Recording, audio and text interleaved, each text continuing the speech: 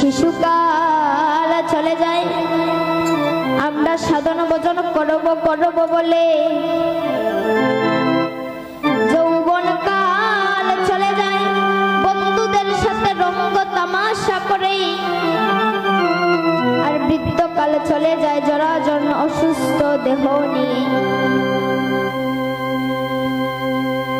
গোবিন্দ ভজন করব করব বলে এমন একটা সময় আসে, চলিতে চরণ চলে না, দাঁড়াইলে মাথায় ঘুরায়। সেদিন গোবিন্দের চরণে কেঁদে কেঁদে বলি, হে গৌর হরি, এই 84 লক্ষ জনি ভ্রমণ করে পেয়েছি সাধের মানব জনম। এত সুন্দর মানব জনম পেয়ে একদিনও তো তোমার নাম গুণ কীর্তন করিলাম। এই যে আমাদের মানব জনম পেয়েছি বাবা, সময় গেলে সাধন হবে না, আমরা সবাই জানি। তাই তো মহাজন বলছে, সময় থাকতে থাকতে তুমি ভজন পথে বের হও। যৌবনে তার কৃপা পেলেও পেয়ে যেতে পারো,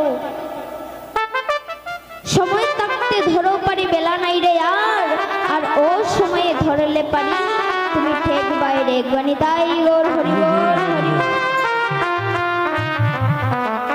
হাই রে সাদের মানব জনম আর হবে না, যারা এত সুন্দর মানব জনম পেয়ে, যারা এত সুন্দর মানব দেহ পেয়ে,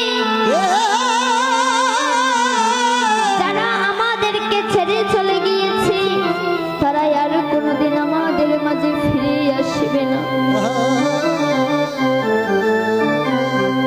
বাবা, এত সুন্দর সাদের মানব জন্ম হেলায় হেলায় আমরা কাটিয়ে দিচ্ছি। এত সুন্দর দেহ পেয়ে না গোবিন্দকে সেবা করলাম, না একটু গোবিন্দকে ডাকার মতো সময় পেলাম। তাই এই জীবনে আপনাদের কাছে এসে এটাই অনুরোধ। বাবা, জানি না অন্যান্য কীর্তনিয়াদের কি হয়, কিন্তু আমি কীর্তন করে যখন বাড়িতে যাই তখন আমার একটু ভালো লাগে।